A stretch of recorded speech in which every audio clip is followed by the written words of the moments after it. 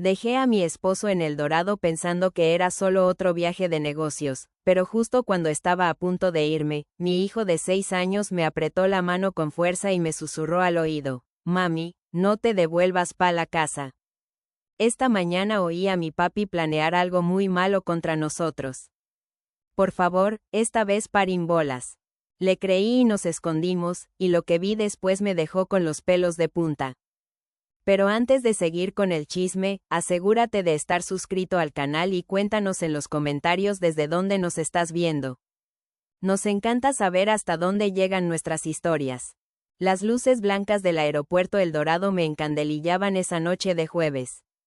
Estaba mamada, pero de ese cansancio que se siente por dentro, ¿me entiendes?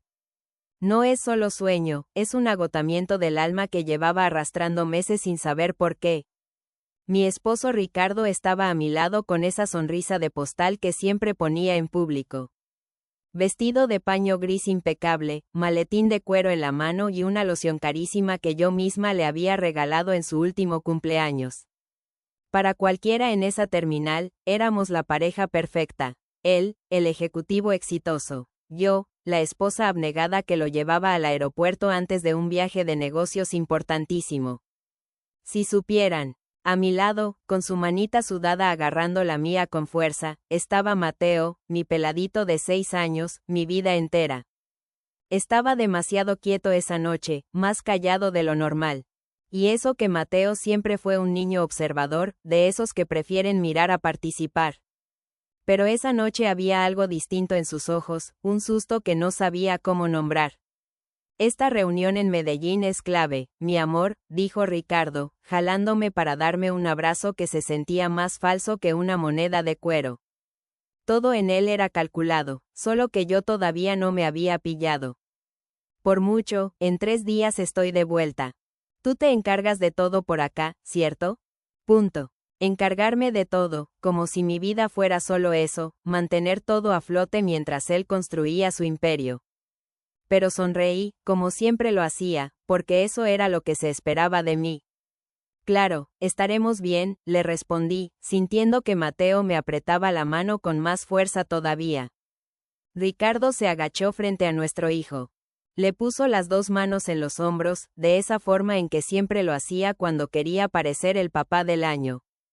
¿Y tú, campeón? ¿Me cuidas a la mamita?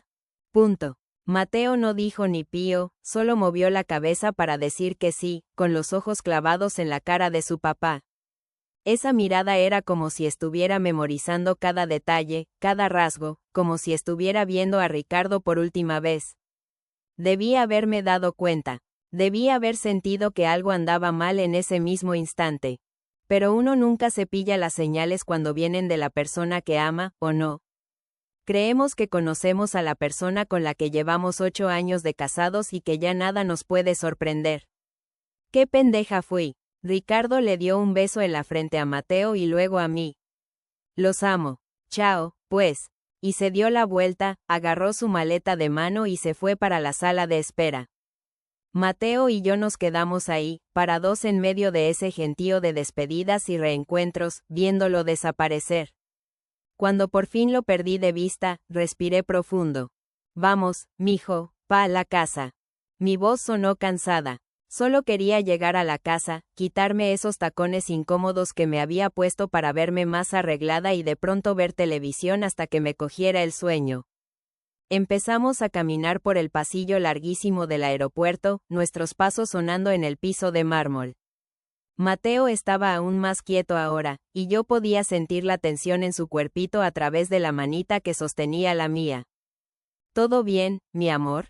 Estás muy callado hoy. No me respondió de una. Seguimos caminando, pasando por los locales cerrados, las pantallas con los horarios de los vuelos, la gente afanada jalando maletas. Fue solo cuando llegamos cerca de la salida, cuando las puertas automáticas de vidrio ya se veían, que se frenó en seco. Se paró tan de repente que casi me caigo. Mateo, ¿qué pasó? Punto. Ahí fue cuando me miró. Y, por Dios, esa mirada nunca se me va a olvidar. Era puro pánico, de ese miedo que un niño de 6 años ni siquiera debería conocer. Mami, susurró con la voz temblorosa, no podemos ir a la casa. El corazón me dio un brinco raro en el pecho. Me agaché frente a él, agarrándole los dos bracitos. ¿Cómo que no, mijo? Claro que vamos pa' la casa, ya es tarde. Tienes que dormir, ¿no? Punto. Su voz sonó más duro, desesperada. Alguna gente se volteó a mirarnos. Tragó saliva y siguió, ahora en un susurro afanado. Mami, por favor, no podemos volver. Paren bolas esta vez, por favor. Esta vez. Esas dos palabras me dolieron en el alma, porque era verdad. Hacía unas semanas, Mateo me había dicho que vio un carro raro parqueado frente a la casa. El mismo carro, 3 noches seguidas. Le dije que era pura coincidencia.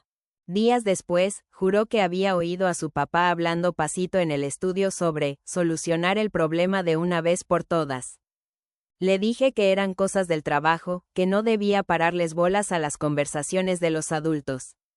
No le creí, y ahora él estaba ahí, rogándome con los ojos aguados. Esta vez, paren bolas. Mateo, explícame qué es lo que pasa. Mi voz sonó más firme de lo que me sentía por dentro.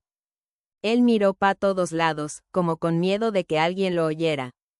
Luego me jaló del brazo, haciendo que me inclinara más hacia él, y me susurró al oído. Esta mañana, bien tempranito, me levanté antes que todos. Fui a tomar agua y oí a mi papi en el estudio, estaba hablando por teléfono.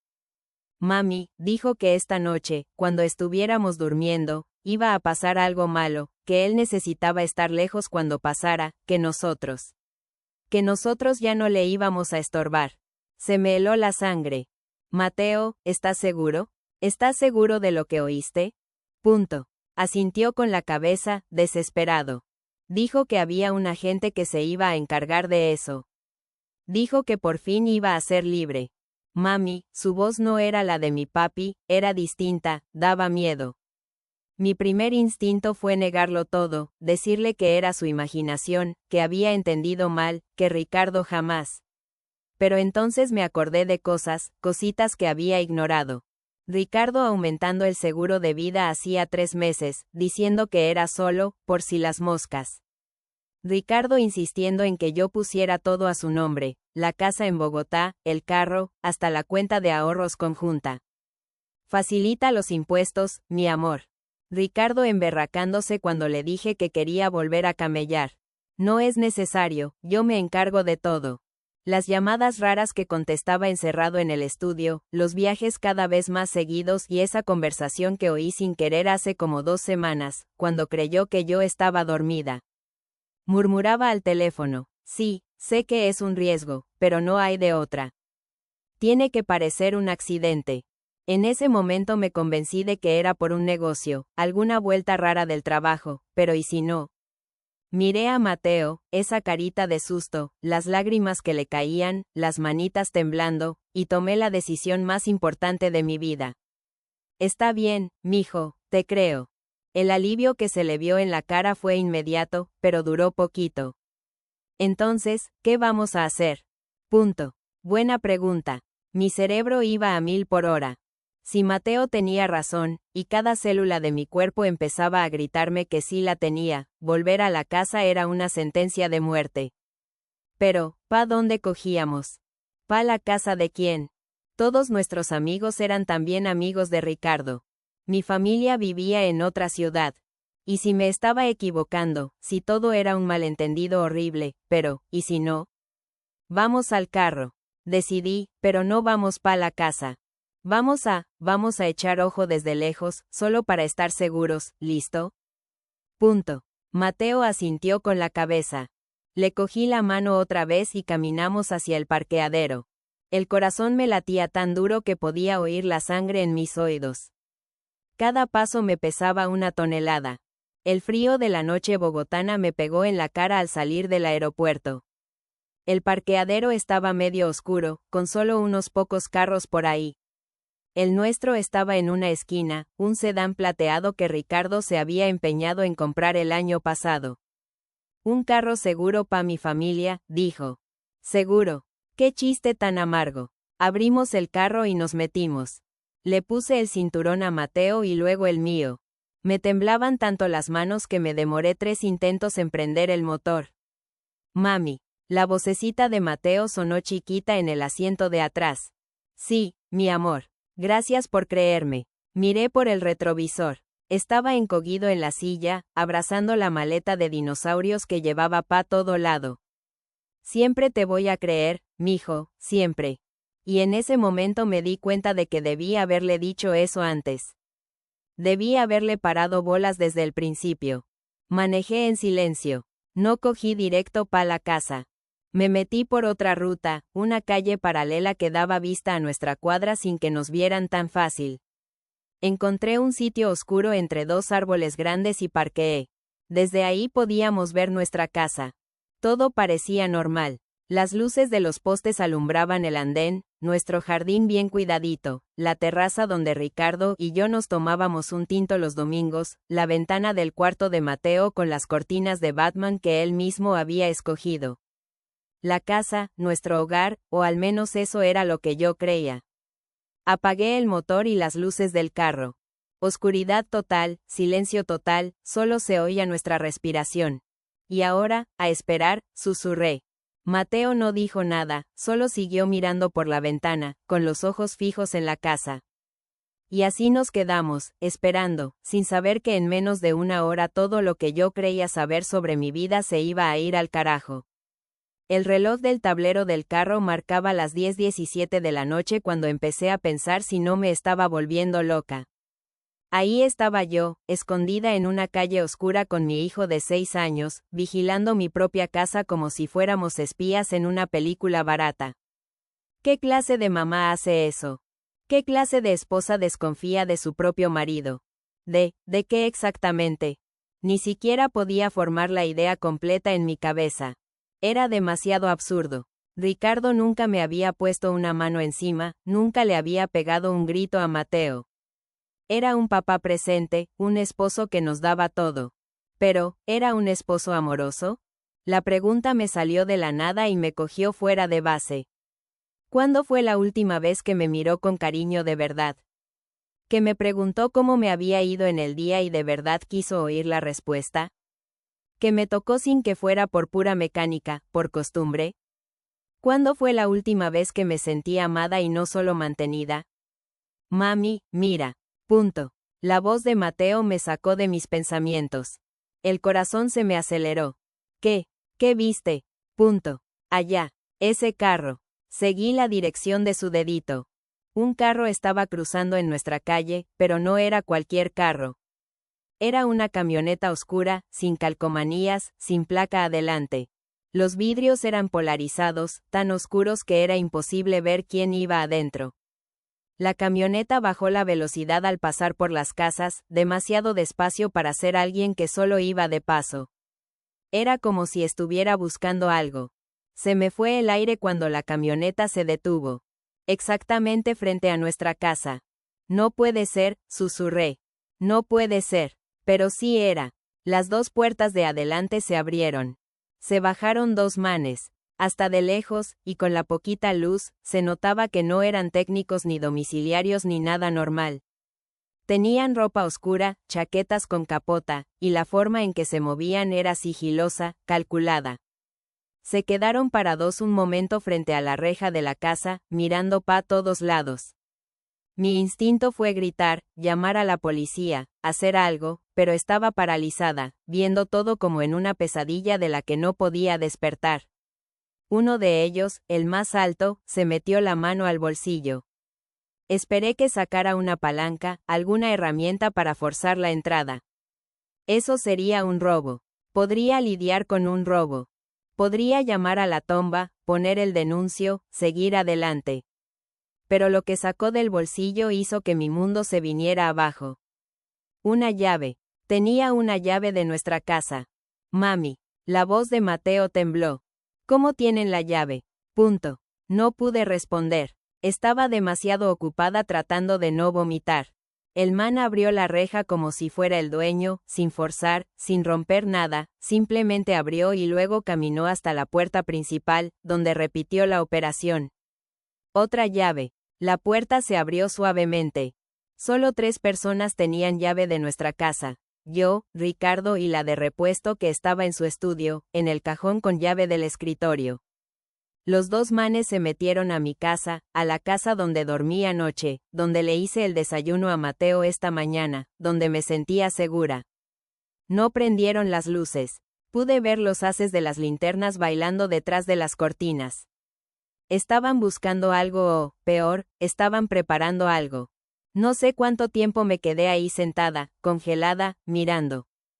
Pudieron ser 5 minutos o 50. El tiempo había perdido sentido.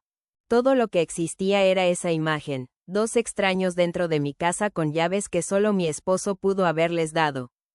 Entonces sentí el olor. Al principio pensé que me lo estaba imaginando, pero se hizo más fuerte. Un olor químico, fuerte, a gasolina. Mami, ¿qué huele así?, preguntó Mateo. Y fue cuando vi el humo. Empezó poquito, solo un hilito delgado saliendo por la ventana de la sala, luego otro por la ventana de la cocina. Y entonces vi el brillo, ese brillo naranja miedoso que solo puede significar una cosa, candela. No, me bajé del carro sin pensar. No, no, no. La mano de Mateo me jaló para atrás. Mami, no, no puedes ir allá.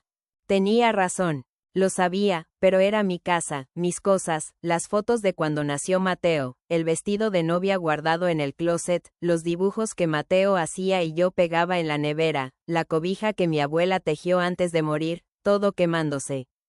Las llamas crecieron rápido, terriblemente rápido. En cuestión de minutos, la sala estaba completamente envuelta en fuego. El fuego lamía las paredes, rompía las ventanas, subía al segundo piso, donde estaba el cuarto de Mateo. Fue cuando empezaron las sirenas. Alguien debió haber visto el humo y llamado a los bomberos. La camioneta oscura arrancó a toda mecha, sin prender las luces, desapareciendo en la esquina segundos antes de que apareciera el primer carro de bomberos. Yo temblaba tanto que apenas podía tenerme en pie. Mateo me abrazaba por detrás, con la carita hundida en mi espalda, sollozando. Mateo tenía razón, murmuré. Tenías razón, mijo. Tenías razón. Si hubiéramos vuelto a la casa, si no le hubiera creído, estaríamos allá adentro, durmiendo, sin saber nada. Y esos manes abrían. No pude terminar la frase. Se me doblaron las piernas y caí de rodillas ahí mismo, en medio de la calle oscura, viendo cómo mi vida se volvía cenizas. Mi celular vibró en el bolsillo. Con las manos temblorosas, lo saqué. Era un mensaje de Ricardo. Mi amor, acabo de aterrizar. Espero que tú y Mateo estén durmiendo rico. Los amo. Chao, pues. Leí el mensaje una vez. 2, 3. Cada palabra era una puñalada. Cada emoticón de corazón era veneno. Él lo sabía. Claro que lo sabía. Estaba en otra ciudad, armando su coartada perfecta mientras contrataba gente para matarnos, para quemarnos vivos. Mientras dormíamos. Y luego volvería como el esposo destrozado, el papá en duelo. Lloraría en el velorio, recibiría el pésame y se quedaría con todo, el seguro de vida, la casa, o lo que quedara de ella, la cuenta del banco libre. Eso fue lo que Mateo le oyó decir por teléfono. Por fin voy a ser libre. Libre de mí, libre de su hijo. Las náuseas me vinieron con fuerza. Me di la vuelta y vomité ahí mismo, en el andén. Todo lo que tenía en el estómago salió, junto con cualquier ilusión que todavía me quedaba sobre mi matrimonio. Cuando por fin pude parar, me limpié la boca con la manga de la blusa y miré a Mateo. Estaba sentado en el andén, abrazando sus rodillas, mirando la casa arder. Las lágrimas le caían por la carita, pero ya no sollozaba, solo miraba. Un niño de 6 años no debería tener esa expresión, esa comprensión terrible y prematura de que la gente que debería amarte puede querer hacerte daño. Me senté a su lado y lo abracé con fuerza. Perdóname, le susurré en la cabecita. Perdóname por no haberte creído antes. Perdóname por todo. Él se aferró a mí como si yo fuera lo único sólido en un mundo que se había puesto patas arriba. Y tal vez lo era. ¿Oíste? Punto. Asintió con la cabeza, desesperado. Dijo que había un agente que se iba a encargar de eso. Dijo que por fin iba a ser libre. Mami, su voz no era la de mi papi, era distinta, daba miedo. Mi primer instinto fue negarlo todo, decirle que era su imaginación, que había entendido mal, que Ricardo jamás. Pero entonces me acordé de cositas que había ignorado. Ricardo aumentando el seguro de vida hacía 3 meses, diciendo que era solo, por si las moscas. Ricardo insistiendo en que yo pusiera todo a su nombre, la casa en Bogotá, el carro, hasta la cuenta de ahorros conjunta. Facilita los impuestos, mi amor. Ricardo emberracándose cuando le dije que quería volver a camellar. No es necesario, yo me encargo de todo. Las llamadas raras que contestaba encerrado en el estudio, los viajes cada vez más seguidos y esa conversación que oí sin querer hace como 2 semanas, cuando creyó que yo estaba dormida. Murmuraba al teléfono, sí, sé que es un riesgo, pero no hay de otra. Tiene que parecer un accidente. En ese momento me convencí de que era por un negocio, alguna vuelta rara del trabajo, pero ¿y si no? Miré a Mateo, esa carita de susto, las lágrimas que le caían, las manitas temblando, y tomé la decisión más importante de mi vida. Está bien, mijo, te creo. El alivio que se le vio en la cara fue inmediato, pero duró poquito. Entonces, ¿qué vamos a hacer? Punto. Buena pregunta. Mi cerebro iba a 1000 por hora. Si Mateo tenía razón, y cada célula de mi cuerpo empezaba a gritarme que sí la tenía, volver a la casa era una sentencia de muerte. Pero, ¿pa dónde cogíamos? ¿Pa la casa de quién? Todos nuestros amigos eran también amigos de Ricardo. Mi familia vivía en otra ciudad. Y si me estaba equivocando, si todo era un malentendido horrible, pero, ¿y si no? Vamos al carro, decidí, pero no vamos pa la casa. Vamos a echar ojo desde lejos, solo para estar seguros, ¿listo? Punto. Mateo asintió con la cabeza. Le cogí la mano otra vez y caminamos hacia el parqueadero. El corazón me latía tan duro que podía oír la sangre en mis oídos. Cada paso me pesaba 1 tonelada. El frío de la noche bogotana me pegó en la cara al salir del aeropuerto. El parqueadero estaba medio oscuro, con solo unos pocos carros por ahí. El nuestro estaba en una esquina, un sedán plateado que Ricardo se había empeñado en comprar el año pasado. Un carro seguro pa' mi familia, dijo. Seguro. Qué chiste tan amargo. Abrimos el carro y nos metimos. Le puse el cinturón a Mateo y luego el mío. Me temblaban tanto las manos que me demoré 3 intentos en prender el motor. Mami. La vocecita de Mateo sonó chiquita en el asiento de atrás. Sí, mi amor. Gracias por creerme. Miré por el retrovisor. Estaba encogido en la silla, abrazando la maleta de dinosaurios que llevaba pa todo lado. Siempre te voy a creer, mijo, siempre. Y en ese momento me di cuenta de que debí haberle dicho eso antes. Debí haberle parado bolas desde el principio. Manejé en silencio. No cogí directo pa la casa. Me metí por otra ruta, una calle paralela que daba vista a nuestra cuadra sin que nos vieran tan fácil. Encontré un sitio oscuro entre 2 árboles grandes y parqueé. Desde ahí podíamos ver nuestra casa. Todo parecía normal. Las luces de los postes alumbraban el andén, nuestro jardín bien cuidadito, la terraza donde Ricardo y yo nos tomábamos un tinto los domingos, la ventana del cuarto de Mateo con las cortinas de Batman que él mismo había escogido. La casa, nuestro hogar, o al menos eso era lo que yo creía. Apagué el motor y las luces del carro. Oscuridad total, silencio total, solo se oía nuestra respiración. Y ahora, a esperar, susurré. Mateo no dijo nada, solo siguió mirando por la ventana, con los ojos fijos en la casa. Y así nos quedamos, esperando, sin saber que en menos de 1 hora todo lo que yo creía saber sobre mi vida se iba a ir al carajo. El reloj del tablero del carro marcaba las 10:17 de la noche cuando empecé a pensar si no me estaba volviendo loca. Ahí estaba yo, escondida en una calle oscura con mi hijo de 6 años, vigilando mi propia casa como si fuéramos espías en una película barata. ¿Qué clase de mamá hace eso? ¿Qué clase de esposa desconfía de su propio marido? ¿De qué exactamente? Ni siquiera podía formar la idea completa en mi cabeza. Era demasiado absurdo. Ricardo nunca me había puesto una mano encima, nunca le había pegado un grito a Mateo. Era un papá presente, un esposo que nos daba todo. Pero, ¿era un esposo amoroso?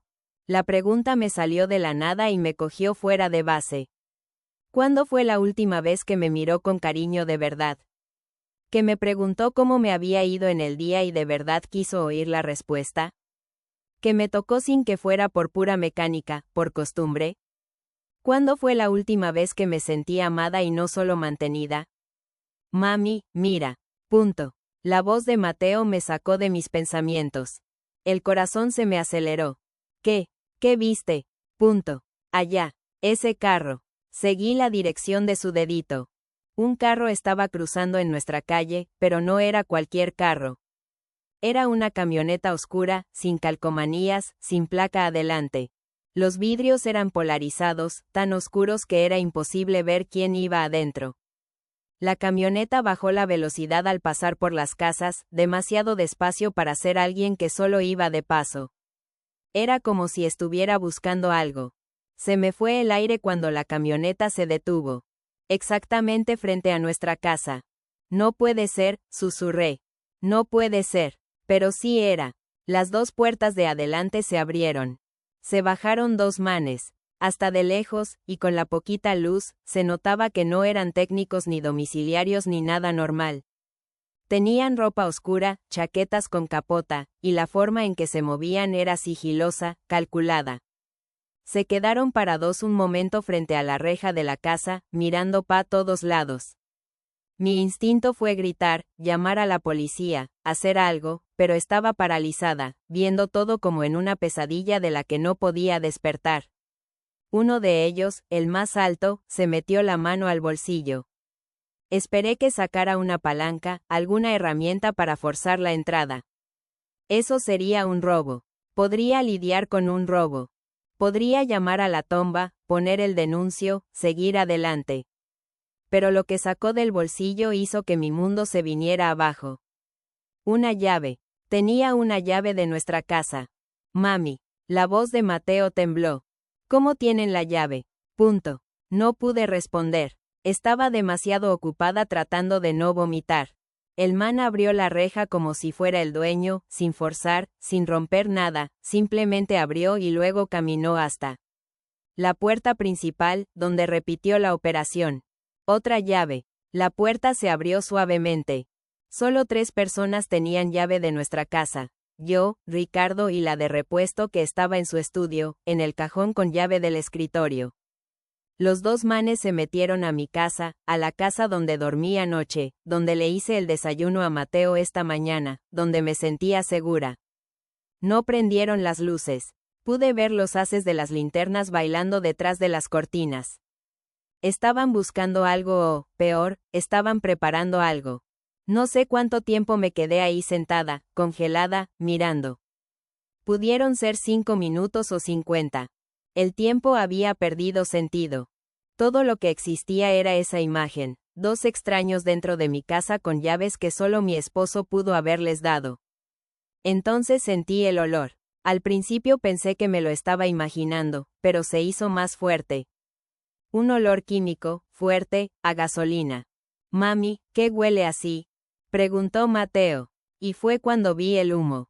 Empezó poquito, solo un hilito delgado saliendo por la ventana de la sala, luego otro por la ventana de la cocina. Y entonces vi el brillo, ese brillo naranja miedoso que solo puede significar una cosa, candela. No, me bajé del carro sin pensar. No, no, no. La mano de Mateo me jaló para atrás. Mami, no, no puedes ir allá. Tenía razón. Lo sabía, pero era mi casa, mis cosas, las fotos de cuando nació Mateo, el vestido de novia guardado en el closet, los dibujos que Mateo hacía y yo pegaba en la nevera, la cobija que mi abuela tejió antes de morir, todo quemándose. Las llamas crecieron rápido, terriblemente rápido. En cuestión de minutos, la sala estaba completamente envuelta en fuego. El fuego lamía las paredes, rompía las ventanas, subía al segundo piso, donde estaba el cuarto de Mateo. Fue cuando empezaron las sirenas. Alguien debió haber visto el humo y llamado a los bomberos. La camioneta oscura arrancó a toda mecha, sin prender las luces, desapareciendo en la esquina segundos antes de que apareciera el primer carro de bomberos. Yo temblaba tanto que apenas podía tenerme en pie. Mateo me abrazaba por detrás, con la carita hundida en mi espalda, sollozando. Mateo tenía razón, murmuré. Tenías razón, mijo. Tenías razón. Si hubiéramos vuelto a la casa, si no le hubiera creído, estaríamos allá adentro, durmiendo, sin saber nada. Y esos manes abrían. No pude terminar la frase. Se me doblaron las piernas y caí de rodillas ahí mismo, en medio de la calle oscura, viendo cómo mi vida se volvía cenizas. Mi celular vibró en el bolsillo. Con las manos temblorosas, lo saqué. Era un mensaje de Ricardo. Mi amor, acabo de aterrizar. Espero que tú y Mateo estén durmiendo rico. Los amo. Chao, pues. Leí el mensaje una vez. 2, 3. Cada palabra era una puñalada. Cada emoticón de corazón era veneno. Él lo sabía. Claro que lo sabía. Estaba en otra ciudad, armando su coartada perfecta mientras contrataba gente para matarnos, para quemarnos vivos mientras dormíamos. Y luego volvería como el esposo destrozado, el papá en duelo. Lloraría en el velorio, recibiría el pésame y se quedaría con todo, el seguro de vida, la casa, o lo que quedara de ella, la cuenta del banco libre. Eso fue lo que Mateo le oyó decir por teléfono. Por fin voy a ser libre. Libre de mí, libre de su hijo. Las náuseas me vinieron con fuerza. Me di la vuelta y vomité ahí mismo, en el andén. Todo lo que tenía en el estómago salió, junto con cualquier ilusión que todavía me quedaba sobre mi matrimonio. Cuando por fin pude parar, me limpié la boca con la manga de la blusa y miré a Mateo. Estaba sentado en el andén, abrazando sus rodillas, mirando la casa arder. Las lágrimas le caían por la carita, pero ya no sollozaba, solo miraba. Un niño de 6 años no debería tener esa expresión, esa comprensión terrible y prematura de que la gente que debería amarte puede querer hacerte daño. Me senté a su lado y lo abracé con fuerza. Perdóname, le susurré en la cabecita. Perdóname por no haberte creído antes. Perdóname por todo. Él se aferró a mí como si yo fuera lo único sólido en un mundo que se había puesto patas arriba. Y tal vez lo era. ¿Qué vamos a hacer ahora, mami? Punto. Era la pregunta del millón, ¿no? ¿Qué haces cuando descubres que el man que prometió amarte y protegerte en realidad quiere verte muerta? No podíamos volver a la casa. Ni siquiera existía ya una casa a la que volver. No podíamos ir a la policía. Ricardo tenía una coartada de hierro y éramos solo yo y la palabra de un niño de 6 años contra la suya. No podíamos ir con amigos o familia. Todos pensarían que estaba loca, en shock por el incendio, inventando pendejadas.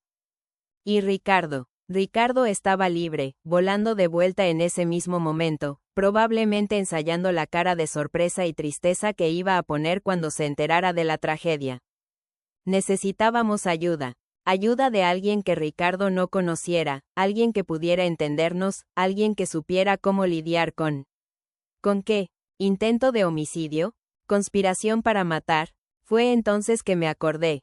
Mi papá, antes de morir hace 2 años, me había dado una tarjeta. Estaba en un día difícil, justo después de su diagnóstico de cáncer. Me llamó al cuarto del hospital. Tomó mi mano y dijo, Marina, no confío en ese marido tuyo. Nunca confié. Si un día necesitas ayuda, ayuda de verdad. Busca a esta persona.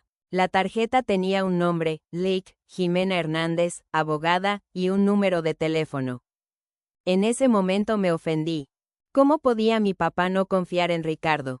Ricardo, que era tan atento con él, que lo visitaba en el hospital, que pagaba a los mejores doctores. Pero ahora entendía. Mi padre vio algo que yo me negué a ver y me dejó una salida. Tomé el celular nuevamente, la batería estaba al 23%. Necesitaba tomar una decisión rápido. Mateo, ¿recuerdas aquella tarjeta que el abuelo me dio, la que guardé en la cartera? Él asintió con la cabeza. Voy a llamar a la persona que está en ella. Ella nos va a ayudar. Al menos eso esperaba. Con dedos temblorosos marqué el número. 3 timbres. 4.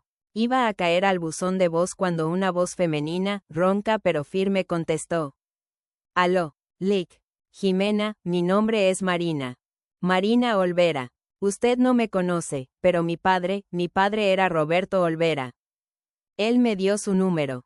Yo necesito mucha ayuda. Hubo una pausa. Luego, Marina, Roberto me habló de ti. ¿Dónde estás? Yo, mi casa acaba de incendiarse. Estoy en la calle con mi hijo y mi esposo.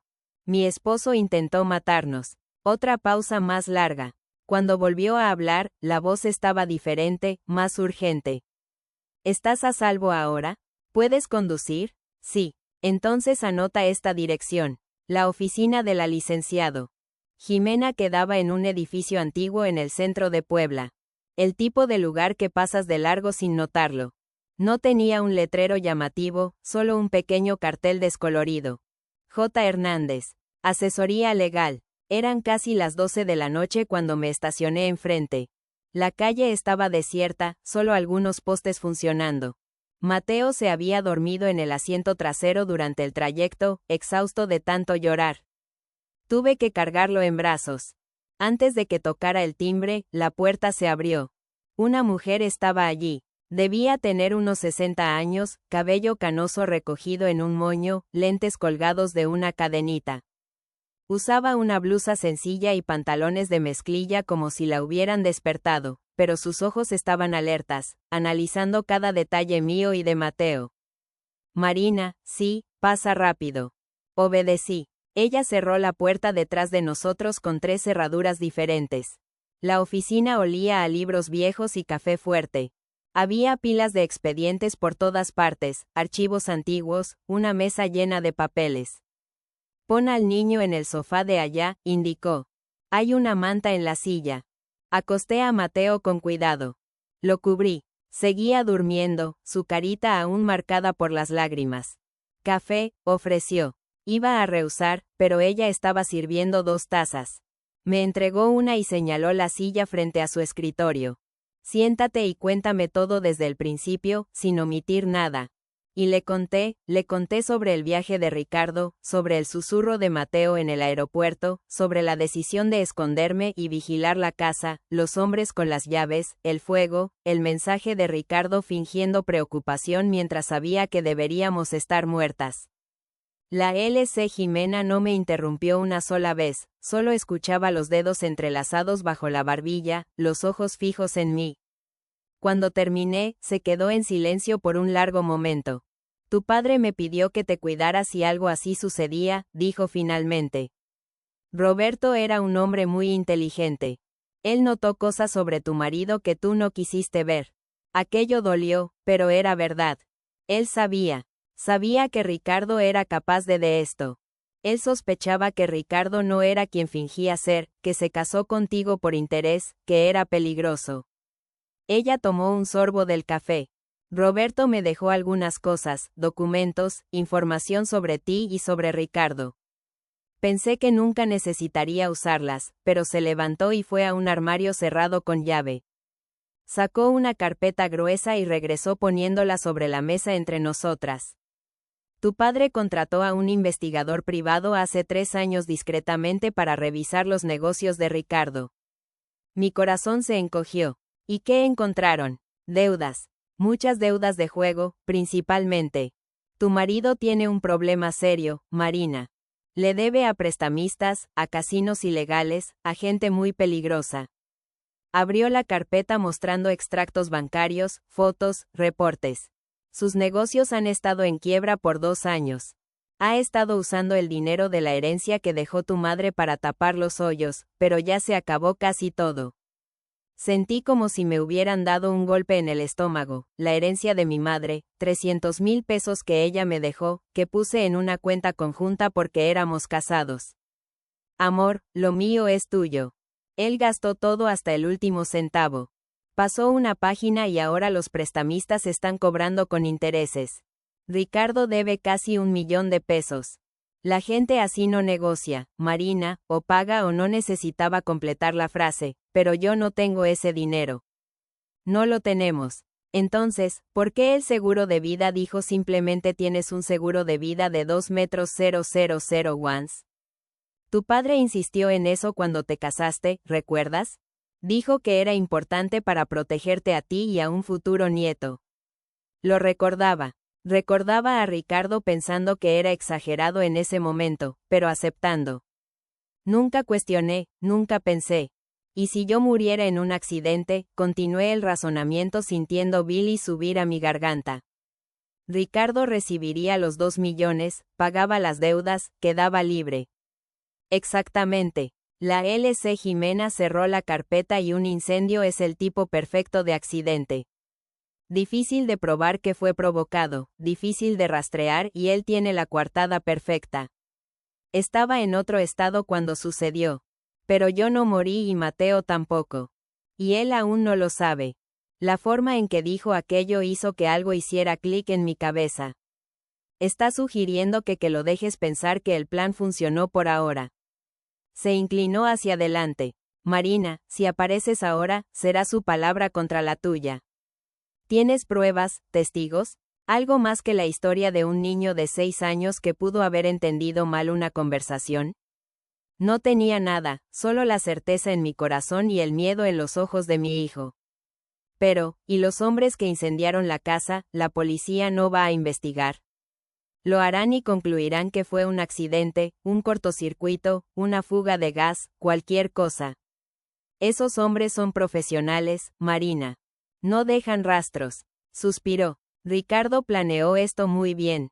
El único fallo en su plan fue que Mateo escuchó y que yo le creí a mi hijo durmiendo en el sofá, tan pequeño, tan inocente, y aún así había salvado nuestras vidas. Entonces, ¿qué hago? No puedo simplemente desaparecer. Mis documentos, mi identificación, todo se quemó en la casa.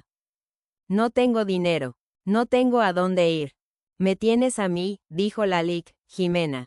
Y tienes algo que Ricardo no sabe que tienes. ¿Qué? Ella sonrió. Una sonrisa fría que me hizo ver por qué mi padre confiaba en ella. La verdad y tiempo para probarla. Ricardo regresará mañana. Fingirá estar devastado. Hará teatro para la policía y los vecinos. Buscará los cuerpos y cuando no los encuentre sabrá que algo salió mal. Sí, pero para entonces nosotras ya estaremos 10 pasos adelante. No entendí completamente lo que quiso decir, pero estaba demasiado exhausta para cuestionar, demasiado exhausta para pensar. Apenas podía mantener los ojos abiertos. Tú y el niño se quedarán aquí hoy, decidió. Hay un cuartito en la parte de atrás. No es gran cosa, pero tiene una cama. Mañana planearemos los siguientes pasos. Lic, Jimena, ¿por qué está haciendo esto? ¿Por qué ayudar tanto así? Se quedó callada por un momento, mirando a algún punto más allá de mí, perdida en algún recuerdo. Roberto me salvó la vida una vez. Hace mucho tiempo, cuando mi propio marido intentó matarme, regresó la mirada hacia mí. Sé exactamente lo que estás sintiendo ahora, Marina, el shock, la traición, el miedo. Y le prometí a tu padre que si me necesitabas, aquí estaría. Es una deuda que tengo el placer de pagar. Me tragué las lágrimas que amenazaban con caer. Gracias. No me agradezcas aún. El juego acaba de comenzar. Dormí por tal vez 3 horas, pero parecieron 3 minutos. Desperté con Mateo sacudiéndome, asustado, preguntando dónde estábamos. Me tomó algunos segundos recordar y cuando recordé, la realidad cayó sobre mí como un balde de agua fría. Mi marido intentó matarme, no importaba cuántas veces me repitiera eso en la cabeza.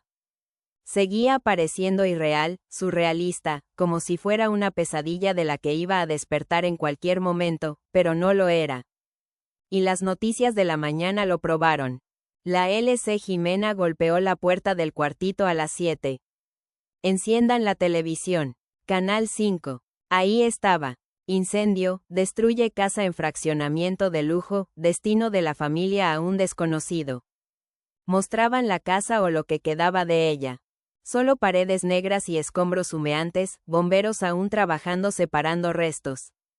Y entonces lo mostraron a él, Ricardo, bajando de un taxi en medio de la confusión, con una expresión que yo reconocía, la que usaba cuando ensayaba discursos importantes frente al espejo. Preocupación calculada, horror medido. Mi esposa, mi hijo, por el amor de Dios, que alguien me diga que no estaban ahí dentro, gritaba a la cámara, a los policías, a quien quisiera escuchar. El reportero explicaba que él estaba viajando por trabajo, que acababa de aterrizar y había venido directo al lugar. Un esposo desesperado buscando a su familia desaparecida, narraba con esa voz grave de noticiero. Sentí a Mateo encogerse a mi lado. Está mintiendo, susurró mi hijo. Está fingiendo que le importa. Y lo estaba. Se podía ver si mirabas con atención la forma en que chequeaba las cámaras antes de desplomarse en lágrimas.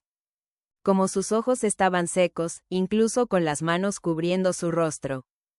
¿Cómo? Preguntaba a los bomberos. ¿Ya encontraron los cuerpos? Con una urgencia que no era de quien tiene esperanza, era de quien necesita confirmación. Quería asegurarse de que estábamos muertas. La LC Jimena apagó la televisión. Buscará los cuerpos todo el día. Cuando no los encuentre, empezará a sospechar. Tenemos tal vez 24 horas antes de que se dé cuenta de que escaparon y luego entrará en pánico y la gente. En pánico comete errores. Se sentó en la orilla de la cama. Marina, necesito que me digas, ¿conoces la combinación de la caja fuerte que Ricardo tiene en la oficina? Pensé por un momento. La conozco. Es su fecha de nacimiento. Demasiado obvio, pero sirve. Guarda documentos importantes allí. Creo que sí. Nunca puse mucha atención. Necesitamos esos documentos, especialmente si es lo suficientemente estúpido como para haber guardado algo que lo conecte a los hombres que contrató. Pero, ¿cómo? La casa está rodeada de policía ahora. Lo estará por algunas horas, pero de noche cuando se vaya al hotel, porque no querrá dormir en una casa quemada. Podemos entrar. La miré como si estuviera loca. ¿Quiere que yo me meta en mi propia casa? Técnicamente no es allanamiento si vives allí. Ella sonrió de esa manera fría de nuevo. Y además vamos a necesitar pruebas, evidencia, algo sólido que pruebe que Ricardo planeó esto.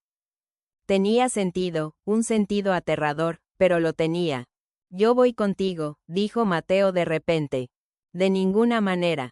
Tú te quedas aquí, mamá. Yo sé dónde papá esconde las cosas. Su voz era pequeña, pero determinada. Hay lugares que tú no conoces. Yo sé porque observo, siempre observo. Y él observaba de verdad. Mi hijo callado, que todos creían tímido, era en realidad increíblemente atento. Notaba cosas que a mí se me pasaban por alto. Tiene razón, asintió la doctora. Jimena, los niños ven lo que los adultos ignoran. Si hay algo escondido, él sabrá dónde buscar. No me gustó la idea.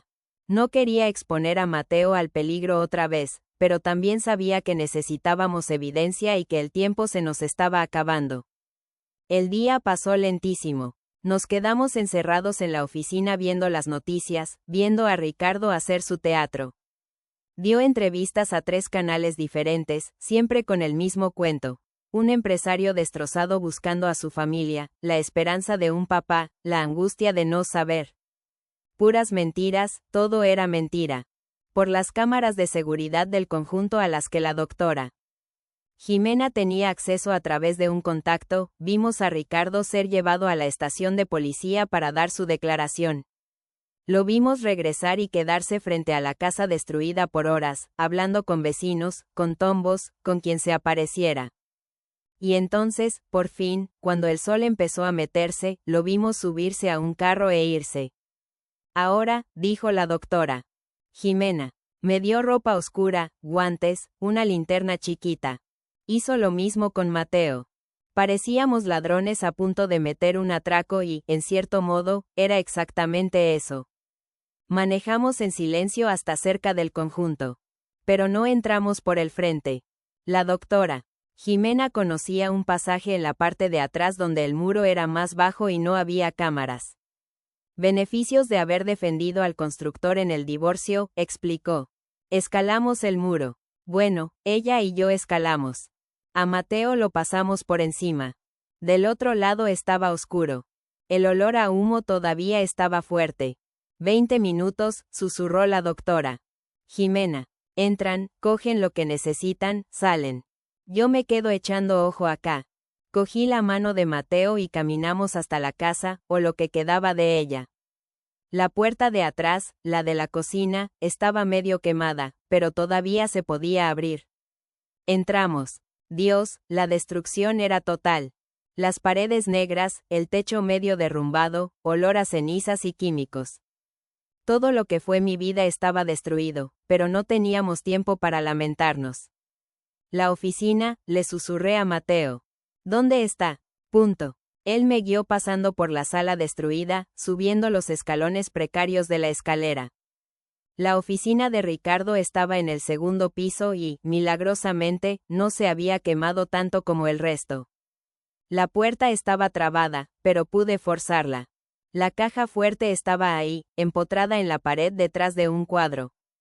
Marqué la fecha de nacimiento de Ricardo. Clic, verde, abierta. Adentro había documentos, mucha plata en efectivo, probablemente para pagos ilegales, y un celular viejo. Lleva todo, sonó la voz de Mateo del otro lado de la sala. Mami, mira acá. Estaba señalando debajo de una tabla suelta del piso, un escondite que yo nunca habría sabido que existía. Levanté la tabla. Adentro había otro celular, un cuaderno negro y un sobre. Cogí todo a las carreras, metiéndolo en la maleta que había traído. Vamos, rápido. Estábamos casi en la puerta cuando oímos voces abajo. ¿Estás seguro de que no hay nadie? Punto. Sí. La tomba ya liberó el sitio. Solo estamos revisando. Se me heló la sangre. Miré a Mateo. Estaba pálido. No podíamos bajar. Quien fuera que estuviera ahí estaba bloqueando nuestra única salida. Agarré a Mateo en brazos y nos metimos dentro del closet de la oficina. El corazón me latía tan duro que estaba segura de que nos iban a oír. Por la rendija de la puerta del closet podía ver la luz de las linternas subiendo la escalera. 2 manes. No eran tombos. Reconocí las voces, eran los mismos manes que habían quemado la casa. El patrón dijo que verificáramos si el trabajo quedó bien hecho, dijo uno de ellos. Voz grave, con acento costeño. Parece que todavía no encontraron cuerpos. Imposible. El fuego era lo suficientemente fuerte como para que no quedara nada. De pronto ya los llevaron a medicina legal. Mejor asegurar. Dale un vistazo a las habitaciones. Oí pasos separándose, uno yendo hacia el cuarto principal, otro viniendo en nuestra dirección. La puerta de la oficina se abrió. Mateo me apretó la mano con tanta fuerza que dolió. Me mordí el labio para no hacer ningún ruido. El man entró, la luz de la linterna barriendo la habitación. Se detuvo en la caja fuerte abierta. Oye, Marcos, ven a ver esto. El otro apareció. ¿Qué pasó? Punto. La caja fuerte está abierta. No estaba así cuando salimos. ¿Estás seguro? Punto. Absolutamente. Ni siquiera tocamos la caja fuerte, solo le prendimos candela y nos fuimos. Silencio tenso. Alguien estuvo acá, concluyó el tal Marcos. Recientemente. El polvo alrededor está revuelto. ¿Crees que fue la tomba? Punto. La tomba no roba plata. Y mira, hay marcas de pisadas chiquitas, señaló con la linterna al piso. Muy chiquitas para ser adulto. Se me fue el alma al piso. Niño, dijo el primer man lentamente. ¿Crees que? Punto. Creo que tenemos un problema. Marcos sacó un celular del bolsillo. Voy a llamar al patrón. Necesita saberlo. No podía permitirlo.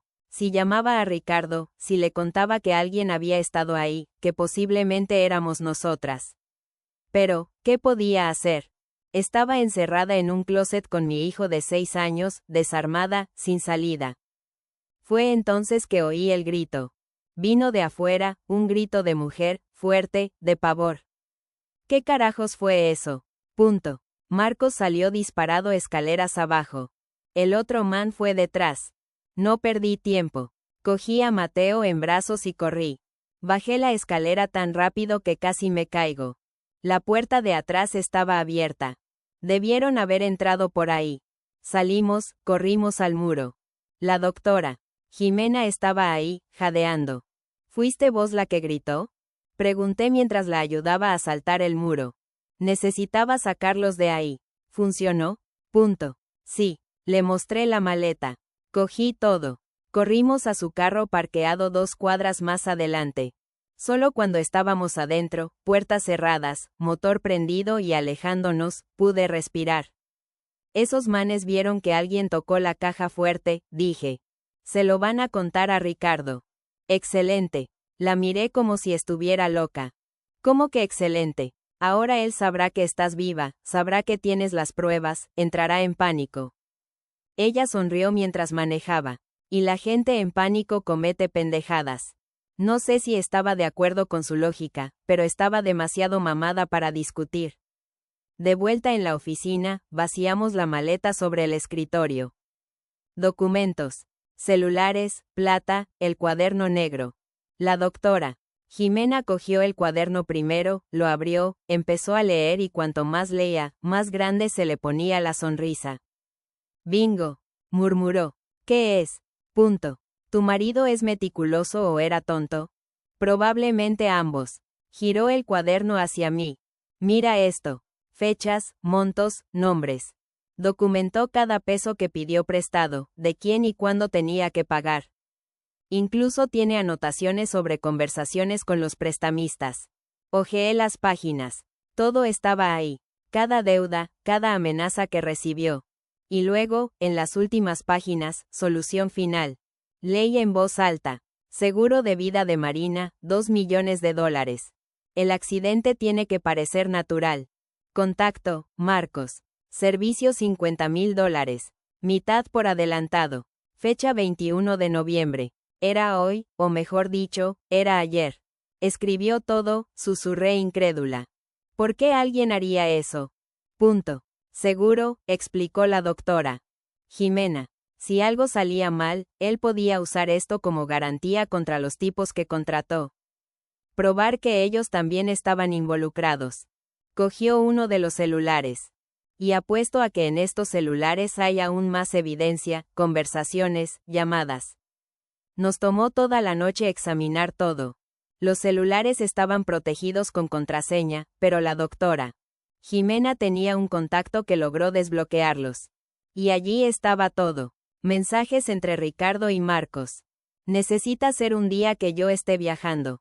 Coartada sólida. Tiene que parecer accidental. El fuego es bueno, difícil de rastrear. ¿Y el niño? Había preguntado Marcos. También. No puede quedar nadie. También, Ricardo había escrito fríamente sobre matar a nuestro hijo como si fuera un detalle menor, un inconveniente a resolver. Sentí el odio crecer dentro de mí, un odio frío, cortante. Ya no era la mujer que se había casado creyendo que había encontrado el amor. Era una mamá protegiendo a su hijo. Y las mamás son peligrosas cuando sus hijos están amenazados. ¿Esto es suficiente para arrestarlo?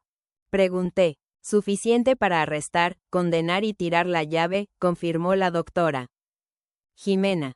Pero necesitamos hacerlo bien. Si entregamos esto a la tumba equivocada, Ricardo tiene suficiente plata y conexiones para hacerlo desaparecer, o peor, para hacerlas desaparecer a ustedes. Entonces, ¿qué hacemos? Punto. Ella pensó por un momento. Conozco un investigador honesto, incorruptible, de la División de Homicidios. Si le presentamos el caso a él con todas estas pruebas, Ricardo no tiene pa' dónde correr. ¿Cuándo? Punto. Mañana por la mañana. Pero antes de eso, miró su celular. Tu marido ya intentó llamarte 7 veces en la última hora y te mandó 15 mensajes. Cogí mi celular. Estaba en silencio, pero la pantalla se prendía con notificación tras notificación. Marina, por el amor de Dios, ¿dónde estás? Punto. Mi amor, estoy desesperado. Por favor, respóndeme. La policía dijo que no encontró tu cuerpo. ¿Dónde estás? Punto. ¿Estás herida, Marina? Respóndeme. Y el más reciente, enviado hace 5 minutos. Sé que estás viva y sé que cogiste las cosas de la caja fuerte. Necesitamos hablar urgente. La máscara se había caído. Él lo sabe, dije. Perfecto. Respóndele. ¿Qué? ¿Estás loca? Punto. Respóndele. Dile que quieres encontrarte con él en un lugar público mañana por la mañana. ¿Por qué? Punto. La doctora Jimena sonrió. Esa sonrisa que aprendí a temer y admirar al mismo tiempo. Porque le daremos una oportunidad para que se ahorcara solito. Escribí la respuesta con los dedos temblorosos. Parque Simón Bolívar. Mañana 10 de la mañana vení solo. La respuesta de Ricardo llegó en segundos. Estaré allí, Marina. Necesitamos hablar. Las cosas no son como vos pensás. No son como yo pienso. Como si yo fuera la loca de la historia, como si no hubiera visto a dos manes quemando mi casa con mis propias llaves. Perfecto, dijo la doctora Jimena. Mañana por la mañana te encontrarás con él, pero no estarás sola. Ella explicó el plan. Era arriesgado, tal vez una locura, pero podría funcionar. El investigador que ella conocía, el investigador Juárez, aceptó ayudar cuando ella llamó y explicó la situación. Pondría a gente de civil en el parque, escuchas, cámaras. Todo lo que necesitábamos era hacer que Ricardo confesara. Nunca va a confesar sabiendo que puede ser grabado, argumenté. No necesita confesar con palabras, replicó. Solo necesita actuar. Y los manes desesperados siempre actúan. Esa noche no pude dormir. Me quedaba imaginando el encuentro, lo que diría, cómo miraría a los ojos del man que intentó matarme y fingiría normalidad. Mateo dormía a mi lado, por fin en paz después de días de terror. Al menos uno de nosotros podía descansar. A las 9:30 de la mañana siguiente estábamos posicionadas. Yo sentada en una banca del Parque Simón Bolívar con un abrigo con micrófono incorporado. Mateo seguro en la oficina con la doctora Jimena, viendo todo por cámaras que la policía instaló. El investigador Juárez y su equipo esparcidos por el parque, disfrazados de indigentes, vendedores ambulantes, gente paseando a su perro. Y entonces vi a Ricardo. Apareció puntualmente a las 10 de la mañana, usaba ropa arrugada, probablemente la misma de ayer, ojeras profundas, barba sin afeitar. Por primera vez desde que lo conocí parecía humano, vulnerable, pero yo sabía la verdad. Me vio y prácticamente corrió.